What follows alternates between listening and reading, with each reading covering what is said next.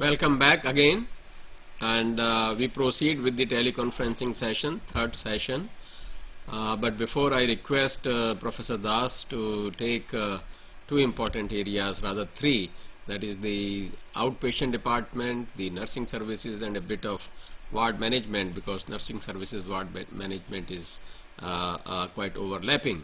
I would like to make an announcement that the next teleconferencing will be on 22nd July, the Sunday, from 11 to 1:45 p.m. same timing, and we'll be discussing some of the remaining areas of course 4 and some areas from course 5. So we would request that you please go through these courses and blocks and come prepared so that it can be more interactive. We have had only 3 questions, Jaipur and Rajkot. We will request that some more questions come from the other regional centers. With this, now I would request Dr. Das to please start his presentation. Dr. Das, please. Thank you, Professor Agarwal. So let us start with this ambulatory care. Well, as General Chakravarti during his discussion mentioned about that the last part of, or the last component of the progressive patient care, that is the ambulatory care. Now, if we go as per the definition of ambulatory care, it is the medical care provided to the non-resident patient, that is those who may not require the use of a bed, can be examined, investigated and treated. Means the patient who can move around. Not necessarily that they are walking around, but they can be wheeled in a wheelchair or in a trolley also. And definitely outpatient department, this is an establishment which is the first point of contact and provides the primary and comprehensive health care for ambulatory patient who come for diagnosis, treatment and follow-up of the care. Well friends, this concept of ambulatory care, gained its importance maybe during the 70s and early 80s, because the main factor for this is that high cost which are incurred, the various costs which are incurred for the inpatients. While a patient is kept in a ward, the cost may be sometimes much more which the patient might not require. And one of the studies in the Scandinavian countries, they have shown that with the cost of one inpatient, you can treat 20 outpatients. It is not only that the cost of that patient is the main point of concern, but definitely, of course, if the patient is made early ambulatory and sent back to the home, it is not only the patient who feels much more comfortable in his home environment, it becomes much more easier for the family members or the attendants of the patient to take care of the patient in the home environment. And not only that, the country like India, where we are having less number of hospital beds available as per the population ratio, that is, which is even till date less than one complete bed per every 1,000 population. So in this care situation, if we can have early turnover of the beds, treat the patients through that ambulatory situation, the situation will be much more better. We can make this beds available for the patients who require these beds. So with this background, let us try to see what are the importance of this ambulatory care system. Now the salient feature of the ambulatory care, first and foremost, it is the most busiest service area. Professor Agarwal in his discussion mentioned that emergency and the outpatient department, these are the two areas in a hospital which are coming direct contact with the community, and that is why that the image or impression about that hospital in a community has been given through these two departments. And if we can have a very well planned, well designed and properly executed services from this department, the name and fame of the hospital will go up. Hence, it is not only that one of the busiest service area, the main function of this ambulatory care or the outpatient department is screen and classify the patient to the various departments as per their specialty requirement. Almost 80% or 4/5 of the total indoor patients get admitted through OPD, and of course rest of the 20% are getting admitted through our emergency departments. Hence, a good outpatient department will, if they can definitely of course properly screen and classify the patients properly, decrease the bed requirement and vis-a-vis the total cost, as I explained earlier. OPD is also the epidemiological service center for many diseases. Definitely of course we know it is the communicable diseases, of course not only through the OPD, even by other means also we can have the surveillance for these diseases. But outpatient department is the main area from where we get all the information, all the data and the information regarding the non-communicable diseases. Because most of the time you might have seen that the patient came for something else, and due to his routine investigation we could see that patient must be suffering from other chronic non-communicable diseases like diabetes, hypertension, thyroid, so on and so forth. Also, the outpatient departments are been labeled or been assigned with the job of the sentinel center for some very specific diseases also. Example, all our district hospitals are the sentinel centers for 6 vaccine preventable diseases for throughout the country. Hospital outpatient department also plays a very important part in health education activity, which as per our health management, it is the primary prevention or early prevention, and the health promotion can be done through these health education activities. Friends, the patients while coming to the outpatient department waiting for their turn to be for the consultation with the specialist, while they are waiting for it, they are definitely apprehensive of the disease they are suffering from, either for himself or herself or the patient or the near and dear for whom he is in the hospital. Well, in this situation he is totally almost kind of in a captive situation, having lot of queries in his mind about the disease, about the outcome of the disease, about the treatment and all these things. That is the right time if we can give some health education activity during that period or that captive situation. It will definitely go down deep into the patient, and not only that, whatsoever he is learning or getting educated will go back and practice it, and most of the time when they are getting the positive result out of it, they will not only practice it in future, they will keep in mind these things, but also try to propagate among his friends, relatives and neighbors. And friends, whensoever this kind of messages are been delivered or the people are getting from their friends and relatives, they are much more well taken than what our health workers are trying to do. So we should not lose this opportunity to educate the people about their health status. Definitely of course this is one of the most important training center, because we are getting varieties of patients, wide range of the patients, and it is not only the training center for the medical students, it is for the nursing students and the paramedical staff also. And as I have already said, it is the cutting edge of the hospital to the general public and community. Well, for the location, as per the WHO guideline, a outpatient department should be located within 5 to 10 kilometers by distance, or 15 to 20 minutes of not walking, rather it is the traveling time. Outpatient department, if we are talking for a hospital, should be a separate wing attached to the main hospital complex, so that it should be easily accessible from the main road, segregated from the inpatient department so that they are not creating noise, confusion and interference with these patients who are there in the inpatient department.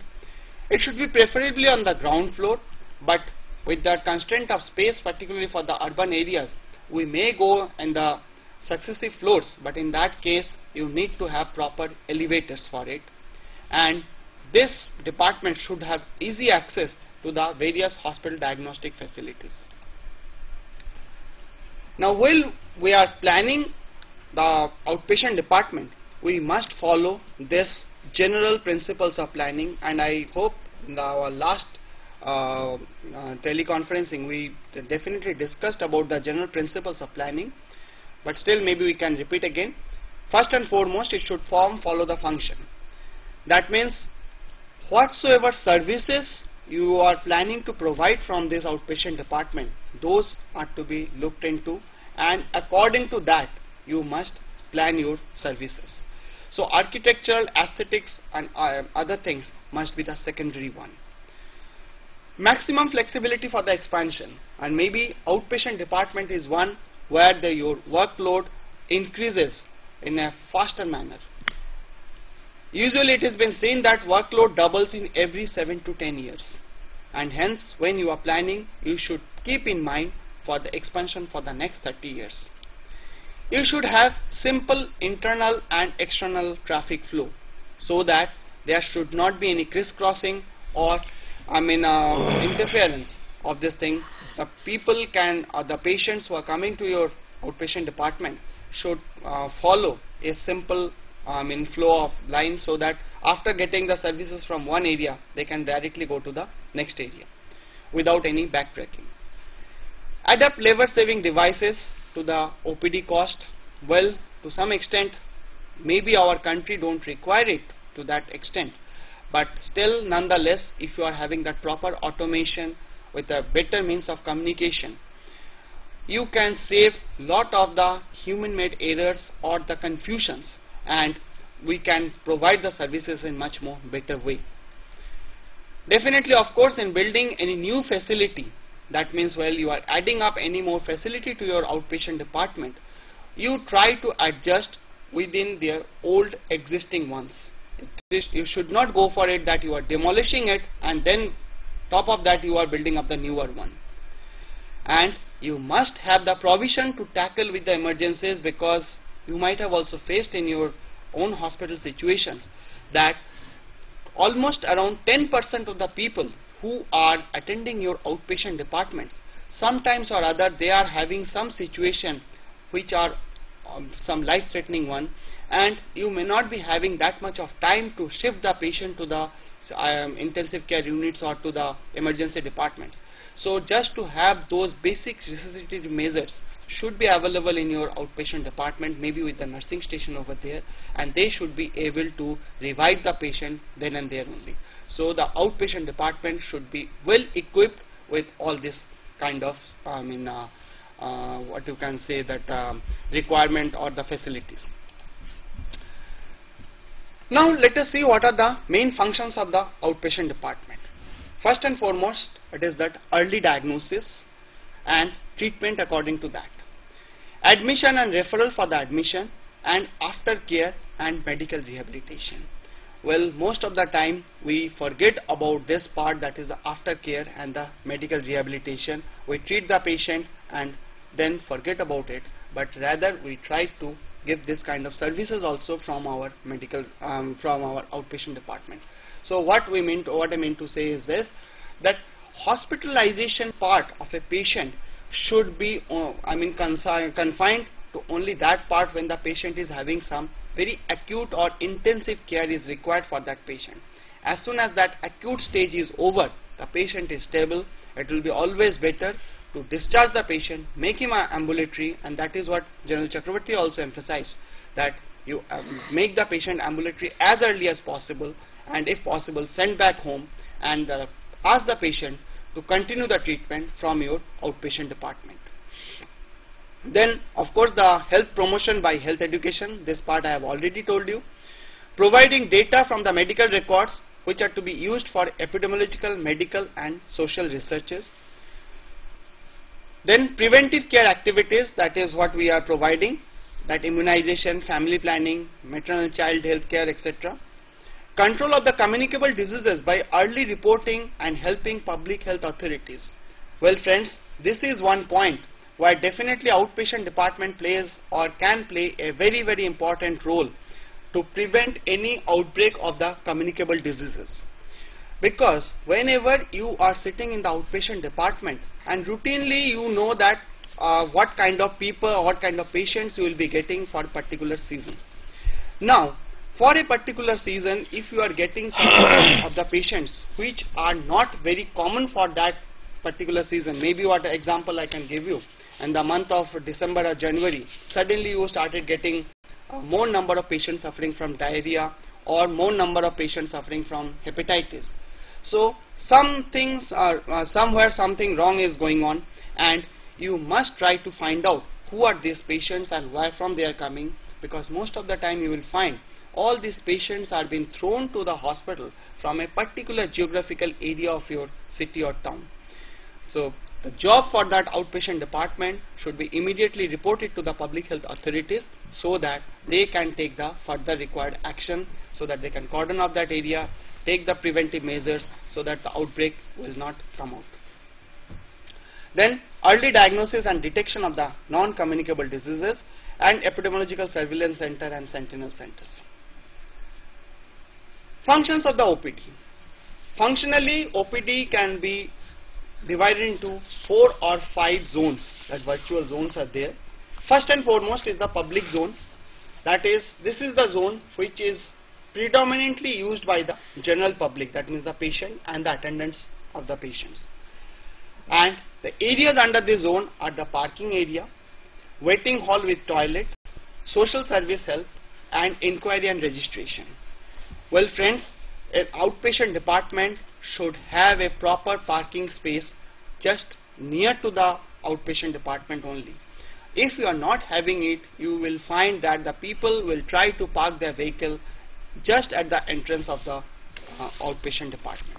So we must have that provision for it and try to have as many parking lot as possible. Second is the waiting hall, not only with the toilets but also should have the proper sitting arrangement, sitting area and overhead ceiling fans. And the toilet should be in the ratio of, for every 200 patients visiting your outpatient department, you should have 1 toilet for male and 1 for female. And then for every additional 100 male patients and or 100 female patients, you just go on adding 1 toilet each respectively. The social service helps in the outpatient department, particularly for a country like us, will be of great help, where we are having or we are dealing with so many patients who are not very literate. And then inquiry and general registration, that means particularly when you need to pay some fees for your registration. So this is a general area where a patient after coming should get a OPD card, OPD ticket made, and as per the requirement or as per the disease or the problem he or she is suffering from, the staff over there will guide the patient. And usually these kind of registrations are being supervised by a senior nursing staff. Then comes the joint use zone. This is an area where it has been jointly used by the service providers and the general public. This is the registration counter, that is a registration counter for that particular area or for that particular specialized OPD, and there should be a medical record room just adjacent to this registration counter. Other than this, we will be having the consultant room, injection room, dressing room and dispensing room, dispensing for the drug items. I am not going into the details of this because these details are already been given there in your books. Then other functional zones of the OPD are the supportive zone, that means you should have a X-ray room, clinical labs and minor operation theatre. Well, this is a zone which can be optional one, and it will depend upon how big your hospital or OPD is and what are the requirements. As Professor Agarwal said, for the emergency department, here also we should follow those norms, that if we are having excessive number of X-rays or the diagnostic requirements, that is laboratory facilities are required, in that condition you should have the separate establishment for it. Otherwise you can share with that existing departments of the hospital. Then you can have that administrative zone, that is for the cash counter, office of the OPD in charge, because like in the emergency, the outpatient department should be under the supervision and control of a senior hospital administrator, not below the rank of deputy medical superintendent, and 1 administrative nurse control station, and this nurse control station should overlook that whole of this outpatient department. And then the 5th one, that is the staff zone, that is the duty rooms of the doctors and the staff, and this duty room should have a small toilet and some provision to make tea, coffee kind of things, so that after an hour, couple of hours, if the doctor or the person can want to have some break for 10-15 minutes, they can go and rest there, have a cup of tea and come back. Along with that, stores, the conference or the seminar rooms and the housekeeping area or the janitor closets. Well, I think the general facilities we have already discussed about these things. Now, while you are planning or designing for the outpatient department, you need to calculate your expected workload. The factors which will determine your expected workload may be as follows, like location of the hospital, where the hospital is located, what are the transport facilities you are having, availability of the other healthcare facilities in that area, policy and available resources for your hospital, population and their needs, which will depending on the socio-economic, cultural and educational status, prevalent disease pattern, then that prevalent season of the year, what kind of season they are having, and other geographic and topographical factors.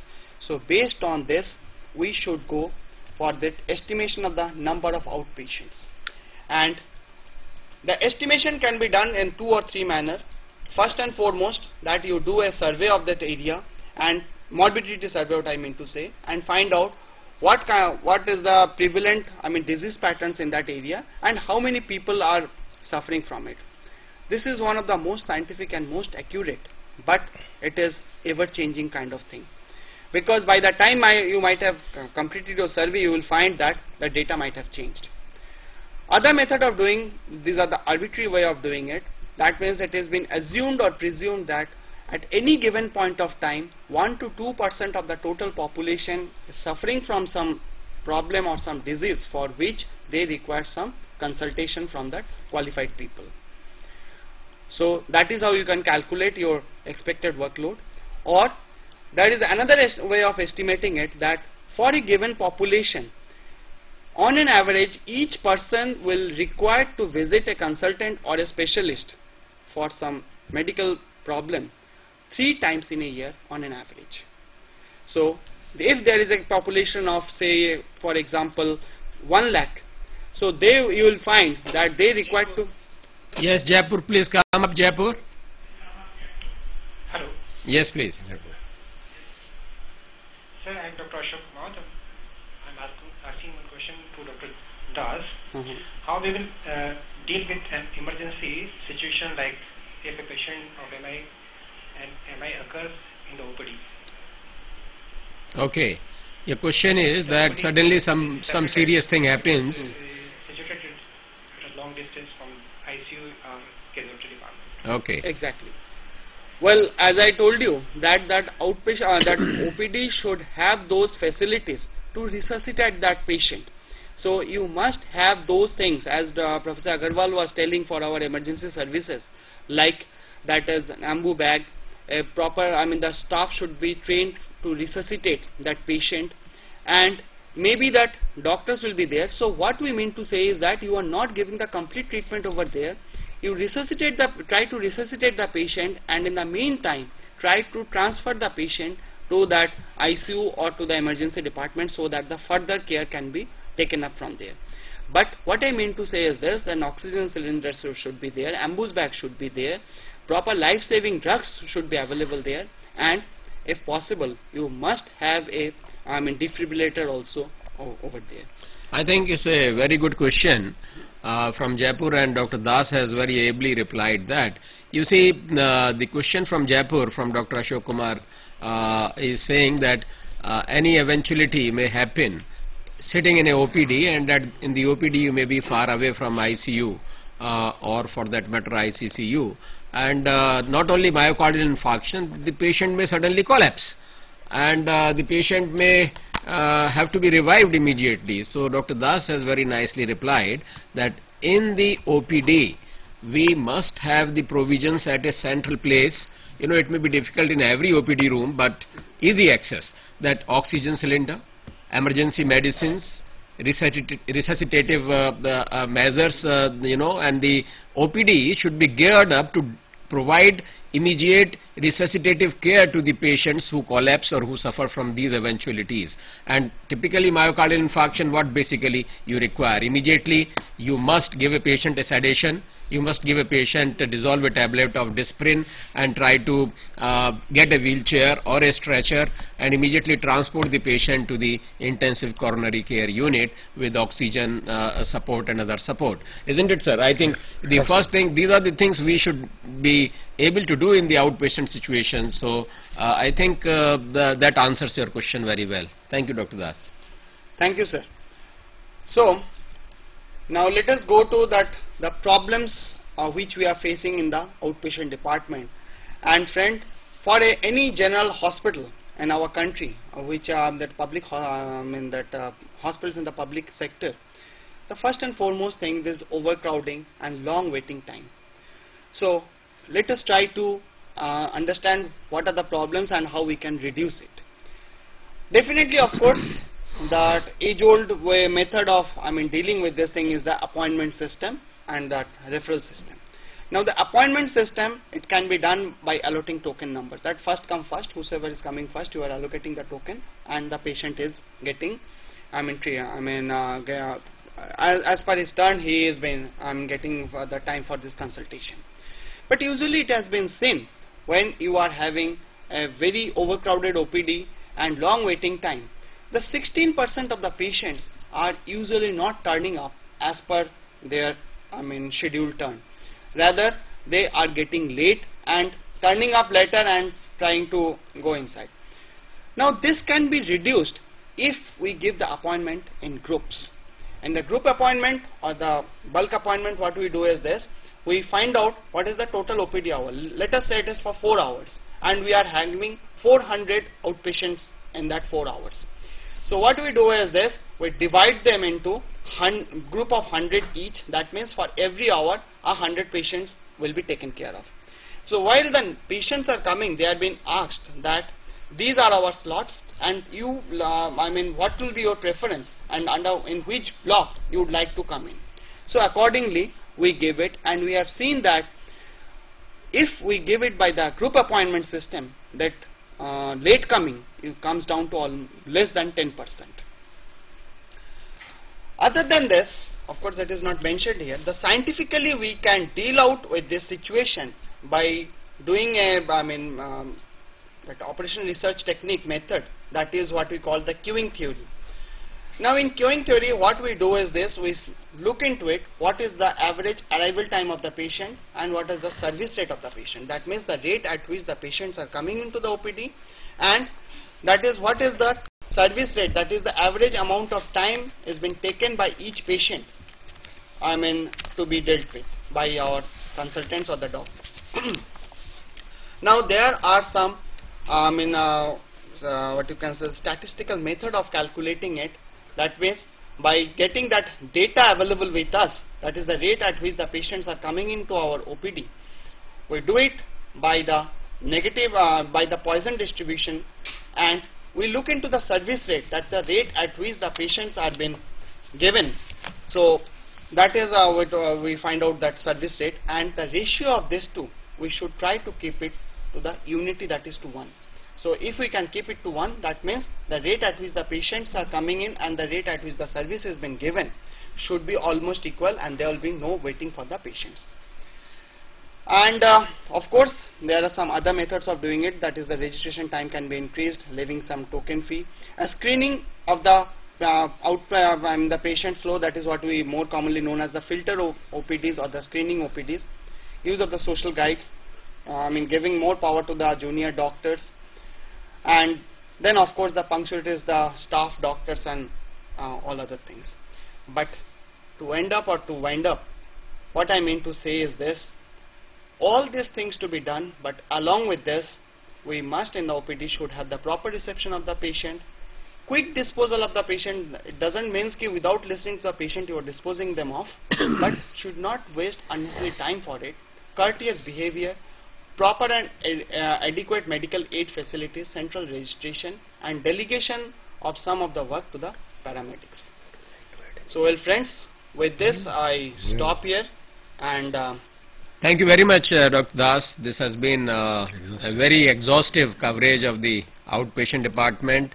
You see, remember again, OPD emergency are very important as a manager of the hospital for all of us, and if we keep these two departments spick and span, as we said, your half of the battle is won and your public image improves. And in the OPD particularly, we have to see that not only the patients, their relatives and attendants, so it's a huge crowd which comes, so their basic comforts, the provision of sanitation, water, toilets, good reception, minimum queues. We have to see that their registration time is not more than 20-30 minutes. They don't wait for hours together. The registration timings can start half an hour early before the OPD begins, and can concurrently go up to the end of the outpatient when it closes at 1 o'clock or 1:30. You may close the registration only half an hour before the OPD closes. These are the, if you increase the registration timings and you inform this to the community, then they will stagger those who want to go to the offices, the women, children, I mean the adults and the women, they can come early, and the elderly patients and the young children, those non-school going children, they can come little late in the morning, by late morning or early afternoon. So these are the kind of things we have to do for staggering the flow of the patient, so that they don't jumble up. Some hospitals, what they do in Delhi, we have had that very bad experience, that the registration time, OPD starts at 9 and closes at 1. So registration timing is only from 9 to 11 or 11:30. So in these 2 hours, the whole crowd collects in the OPD, and then there is a big chaos and confusion, and everywhere there is frayed tempers, conflicts. So this should not happen. Try to reduce the waiting time of the patients in the OPD by various things which Dr. Das has mentioned. Thank you, Dr. Das. You may Thank you, sir. Continue with your next presentation, please. Okay. So our next presentation will be the nursing unit. Now, as per the introduction, nursing is that part of the total health organization which aims to satisfy the nursing needs of the community. Now, the major objectives of the nursing units are nursing care needed for the prevention of the disease and promotion of the health. Nursing care required in the interest of the patient's mental, physical comfort by the reason of the disease from which he or she is suffering from. The nursing care of the hospital is organized in a decentralized fashion in patient care units or the nursing units, and that you will appreciate, as General Chakravarti has mentioned, that is, as per the components of the progressive patient care, we need to have this kind of thing, and it is not only as per the progressive patient care, but as per the various specialty also. Size, it can be small for the special care with 8 to 10 beds unit, or can be large with go almost to 60 to 70 bed units. Of course, this kind of units are nowadays no more there, but you can remember that in our olden days, in our old hospitals and our medical colleges, we used to have these wards of this big size, and most common size should be between 20 to 40 bed. There are the various shapes also, that is that single unit, a small rectangular square type of thing, or a single corridor unit, elongated one, or a Y-shaped, H-shaped, T-shaped, circular, cross. So there are various kind of shapes are there for these things. Now coming to the patient room, it can be a private single rooms, it can be semi-private, that means 2 to 3 room beds with some temporary partitions in between, or some special or deluxe rooms, single with the added facilities like AC, TV, fridge, phone, attendance area, kitchenette, something like that. Otherwise, for the general wards, we are having, that is either a nightingale or open rectangular kind of thing, where the beds are perpendicular along the wall, or it may be a rigs pattern. Rig, the word been taken from that rig hospital of the Scandinavian country, where there are the smaller cubicles in that big elongated ward, where in each cubicle you are not having more than 6 beds, usually from 4 to 6 beds are arranged parallel to the long of the wall. The other components of the nursing unit are the nursing station. This is the focal point of administrative activity and should have following facilities. So friends, I think you will remember General Chakravarti was also emphasizing on this area for the ICU. Nursing station for any nursing care unit plays a very, very important and crucial role, and everything is almost centered around it. Hence, the nursing station should have space for counter and storage, access to the hand washing, includes center for reception and communication, because anybody coming to the ward, he or she first place where he or she will be approaching will be this nursing station. So it also acts as a reception and the center for communication, should permit visual observation for all traffic into the unit, and hence it should be centrally located. So a kind of a nursing station or nursing care station, you can have a view like this.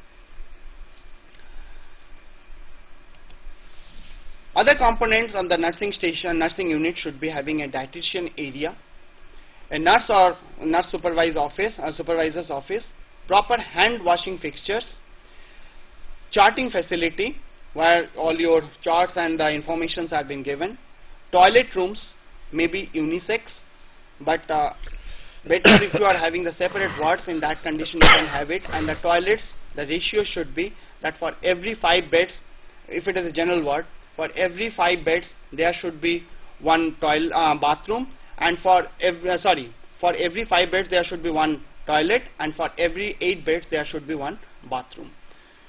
Then staff lounge combined with the other units, scrubbable cabinet components, examination and treatment rooms, clean supply room, soil work room or the sluice room, what we can say, the clean linen storage room, nourishment station, equipment storage room, patient toilet room, and emergency equipment storage.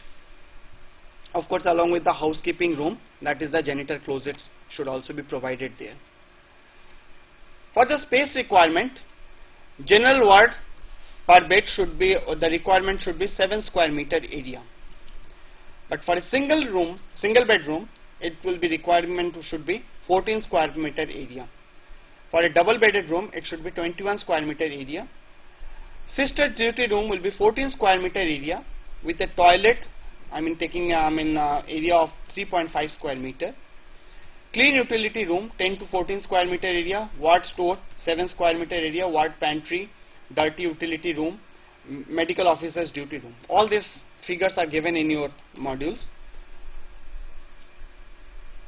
The nursing time requirement, roughly we require this much of time for the medical and surgical ward. The total number of hours each patient will be requiring for this nursing time of 3.2 hours on an average, maternity 2.3 hours, neonatal 5.5 hours, children 4.3, communicable disease 4.7, and for the private room, that mixed one will be requiring 5.4 hours, for maternity it is 6.5 hours. Nurse patient ratio as per the norms of TNAI, the Trained Nursing Association of India, that the chief nursing officer 1 per every 500 bed, nursing superintendent 1 for every 400 beds or above, deputy nursing superintendent 1 per 300 bed plus 1 for additional 200 bed, assistant nursing superintendent 1 for every 100 to 150 beds, ward sister 1 for every 25 to 30 beds, that means almost for 1 for every ward. Then staff nurse 1 per 3 in a teaching hospital and 1 per 5 for non-teaching hospital.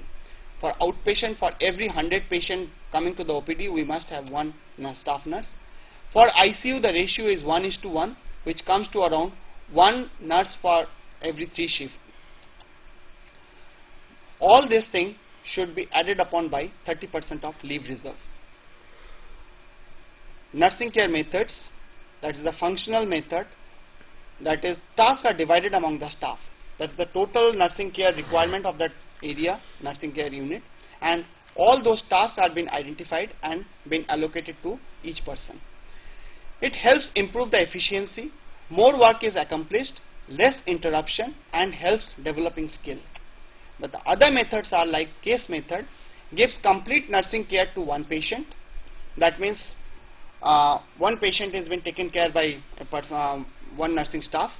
And team method, small groups or teams are being made, led by one senior nurse, and they are taking care of these patients. Job description of the staff nurses, the administrative, they should help the ward in charge officiate in her, or should be officiate in her absence, maintain general cleanliness, write diet register, supervise distribution, maintain poison drug register, maintain emergency tray and other trays, supervise student nurses, maintain good relation, and maintain equipment. That good relation means they are also supposed to be the PRO, public relation officer of that particular ward also. The other jobs are nursing care, takes over from the previous duty nurse, the patient, instrument, supplies, drugs, make beds for the serious patient, administer injections and tablets, prepare patient for operation and send to the OT in time with all papers, medicines, etc. Get patients' linen changed as per their requirement and as it has been ordered. Take round with the doctors, note orders and see that they are carried out. The other requirements are send the investigation specimen to the laboratory with the proper duly filled up forms, help doctors with the procedures, observe patient and report their day-to-day changes, carry out nursing procedures on all serious patients, check on new admission, give bedside care, maintain the case papers, maintain ward statistics, listen to the patient's problem, try to ease the patient's tension and anxiety by the counseling method, advise discharge patients properly for their follow-up. Then they should also get them involved in teaching not for the formal teaching but the health education, orient newly posted nursing students, instruct the students with their work, carry out that health educational activities and demonstrate and observe the standard precaution procedures and the barriers, that barrier nursing and all these things, and demonstrate methods for cleaning and disinfection. The records they are supposed to take care. There is a record maintained by the trained nursing staff pertaining to the patients. They have the medical legal values. It protects the hospital and employees from the baseless allegations, help in defending the consumer forums, beneficial for future references, and includes stock register, breakage book, drug ledgers and all those things. And last but not the least, that the important thing is the nursing audit, a modern concept in nursing. It is a periodic evaluation of nursing services with a view to assist its quality. Indices that are used are qualification, the skill of the nursing personnel, the patient satisfaction, promptness in execution of the orders, sanitation and cleanliness of the wards, documentation, initiation and follow-up action for care and maintenance of the equipments, and internal clientele satisfaction. Based on these criteria, basically, we develop this nursing audit aspects and try to do that nursing audit. Well, Thank you very much, Professor Das. It has been very exhaustive presentation on the nursing unit. With this, friends, we come to the close of today's teleconferencing session. Just to remind you that the next teleconferencing will be on 22nd July on Sunday from 1100 hours to 1:45 p.m. and in that we'll be covering some of the remaining areas of course 4 and also some areas of course 5. So I would request that you please go through these areas, come prepared so that we can have more interactive session. With this, I would like to thank General Ashim Chakravarti and Professor Das for coming here and sharing their expertise, and we would request you to please go through again, read these blocks again to further internalize the discussions that have taken place. I would also like to thank the staff of the EMPC for their support in today's teleconferencing. Thank you very much. Thank you.